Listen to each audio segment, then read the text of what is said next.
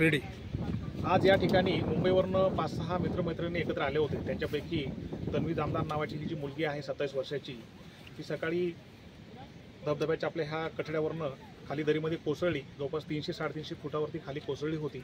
आम्हाला माहिती मिळाली, तात्काळ आम्ही शेलार मामा रेस्क्यू टीम, सिस्कॅप, पोलार्डची टीम आणि दर्शनची, चिंतनची, महाडची टीम, या सगळ्या रेस्क्यू टीम्सला आम्ही इकडे कॉल केला। या सगळ्या रेस्क्यू टीम इकडे आल्या आणि अतिशय काहीही कुठलं आपल्याला काही दिसत नव्हतं सर, विजन नव्हतं, पाऊस पडत होता खूप सारा आणि खूप सारं धोकं होतं। अशा या सगळ्या परिस्थितीमध्ये सुद्धा या सगळ्या रेस्क्यू टीमच्या या सगळ्या यंगस्टरनी खूप चांगलं स्वतःचं जीव जोखीममध्ये टाकून या लोकांनी त्या मुलीला रेस्क्यू केलेला आहे आणि ती टीम आत्ता, मुलगी जी आहे आत्ता आपण तिला बाहेर काढून उपचारासाठी हॉस्पिटलला पाठवलेलं आहे।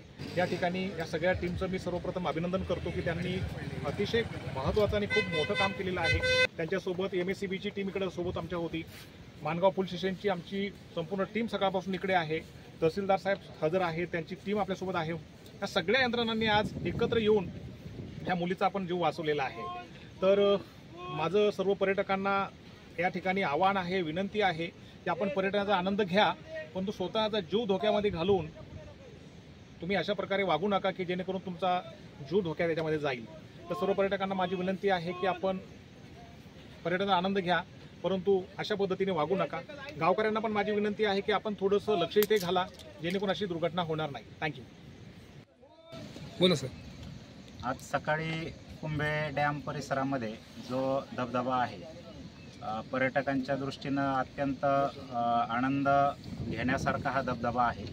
या ठिकाणी विशेषतः पुणे जिल्ह्यातून, मुंबईमधून बरेचसे पर्यटक येत असतात। आज सकाळी 10-10:30च्या दरम्यान पर्यटक एक मुलगी या ठिकाणी पाण्याच्या प्रवाहाबरोबर खाली वाहून गेली।